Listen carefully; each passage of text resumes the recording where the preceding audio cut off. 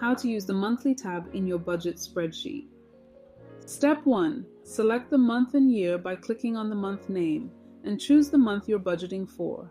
Then click on the year and select the correct year. Step 2. Enter your rollover amount. This step is optional. If you have any amount left over from the previous month, you may enter it in the cash flow summary. This would automatically include the rollover amount to the current monthly budget. Please do not edit cells with a background color or edit the cash flow summary table, except rollover amount. It will update automatically.